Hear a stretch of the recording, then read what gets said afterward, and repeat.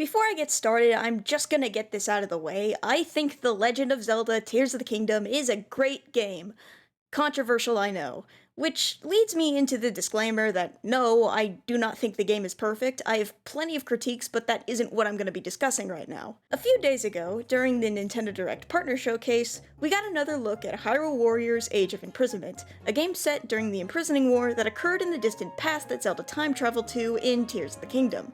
And I personally am super excited for this game, especially since I loved the Warrior series and seeing more of what Zelda experienced in the past is gonna be awesome. And I really like these characters and crave more information on the ancient sages and their relationship with the old kingdom of Hyrule. The gameplay for every character looks fun, the cutscenes and art style look super pretty as always, and I'm super interested in what the story of this game could add to the overall lol. The Zelda community is split after Tears. Personally, I don't give a fuck. I'm not paying $80 for their band-aid solution to their dog-ass story they had no credited writers for.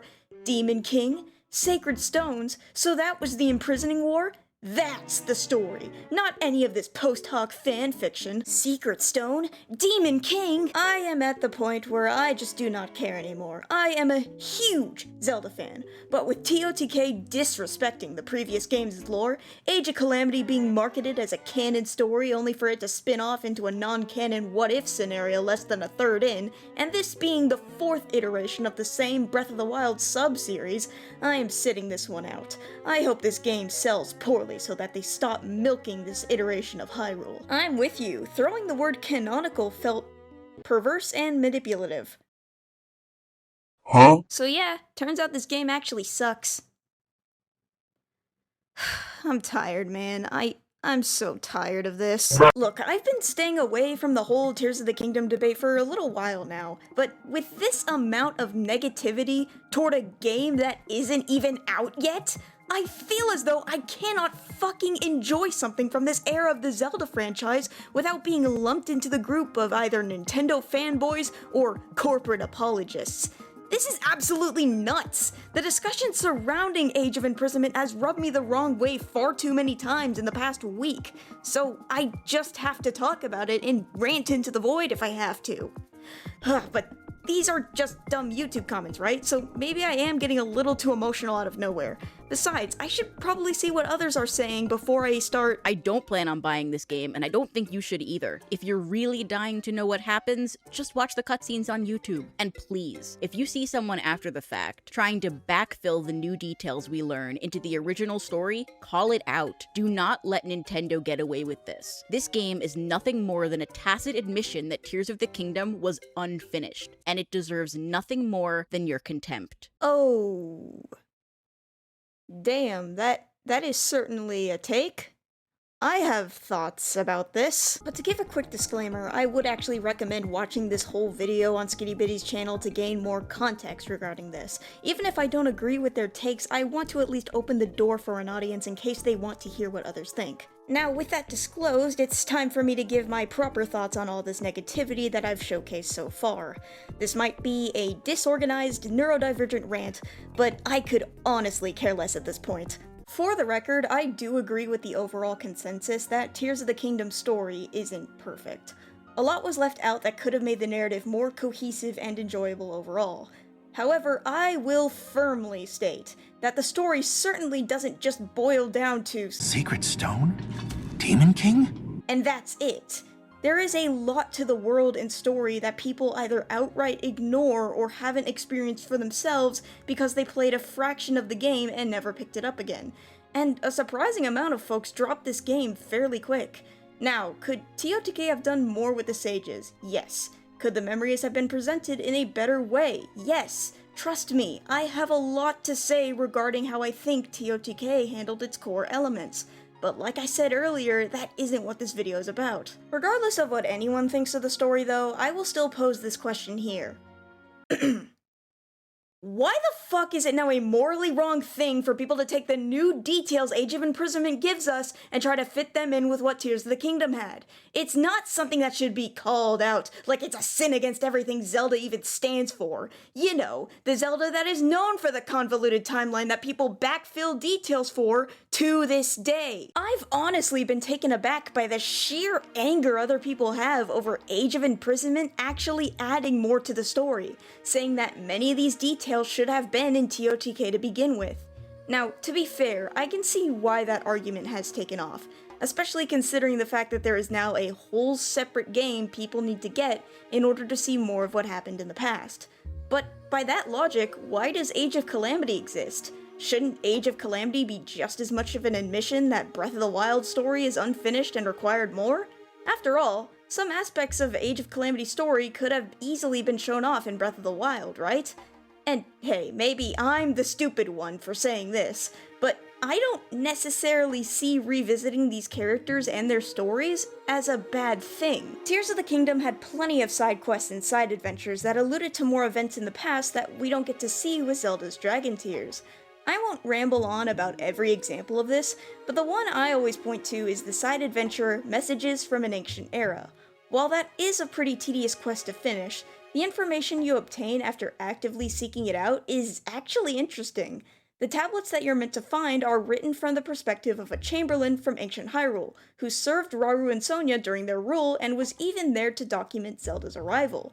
They write about events such as Zelda taking a ride on Mineru's construct, encountering the fake Zelda puppet that Ganondorf used, and even the origins of the Shrines of Light and how Rauru and Sonia created them.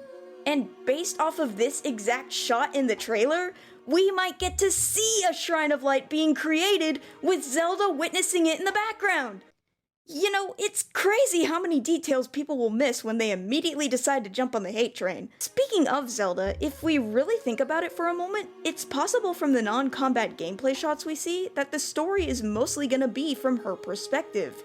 And wait, what was it that she said at the end of Tears of the Kingdom? Link, I met such wonderful people. I saw Hyrule as it was.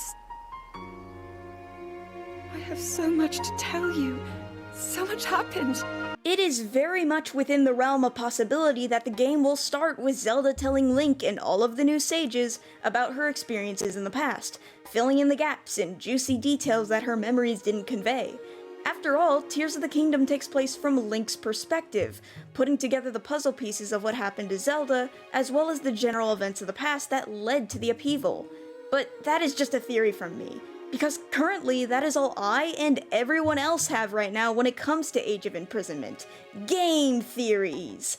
I cannot properly judge this game at all because it's, again, not out yet, and the trailers seem to have done a good job at keeping some larger aspects of the narrative a secret, outside of the information we already know from Tears of the Kingdom, that is. I have no way to gauge whether this game is good or bad, and if it's the latter, well then, egg on my face, right? But saying that Age of Imprisonment is nothing but a surprise band-aid for an awful game is something I find to be quite insulting toward both the game and the developers behind it. If I were to pause and use my brain for one moment, I could maybe think of a reason as to why this game exists outside of it being an admission that Tears of the Kingdom isn't finished. I would wager a guess and say that this game very likely started development while Tears was actively within the latter half of its production or polish stage, because, you know, games like this still take years to make. Nintendo and Koei Tecmo probably looked at the duo success of Breath of the Wild and Age of Calamity, saw potential in a sequel based on all the additional content ideas that Breath of the Wild generated, and hit each other with the, "Wanna see us do it again?" And here we are! I also have a feeling that the Zelda creative team is working closely with the Koei devs to maybe use this game as a way to utilize ideas that couldn't make it into Tears of the Kingdom. Ideas that were set aside either due to limitations with Nintendo, Miyamoto himself, hardware limitations, or general deadline constraints. I'm not an insider at any of these companies, so I cannot be sure if this is the process. And no, I'm not saying this as some form of cope either, just pure speculation based on what I know about a development lifecycle and the history of Zelda games over the past 15 years. After hearing this mini yapfest from me, there might be some people who want to call me naive or a Nintendo bootlicker, because according to them, it's super clear that Nintendo is trying to rob us here. We shouldn't let them get away with this. Nintendo is only using the hype to get more sales. And according to this well-accredited source that is this random internet commenter here, hype is just marketing. That's right, everyone. If you are feeling any form of hype toward Age of Imprisonment, it's actually not real. It's a deliberately manufactured emotion created by corporations to better sell their product across the internet. Hype or excitement for a video game definitely isn't a genuine human emotion, even if that emotion is expressed toward a series or genre of games that a person just happens to be passionate about. No, that surely doesn't exist. Hype only equates to money, not emotion. Must I keep going? Because surely many of you recognize by now just how stupid this discourse is. I swear, no matter the discussion in this moldy corner of the internet, I feel like people don't realize that we have the freedom of choice when it comes to actually buying video games. I have not explicitly stated anything in this video to try and get you to either buy or not buy Age of Imprisonment. If you don't want to buy Nintendo games because you don't like their anti-consumer practices, then all the power to you. Here's the thing, I can be a Nintendo fan and also criticize Nintendo's actions. I've said this before and I'll say it again.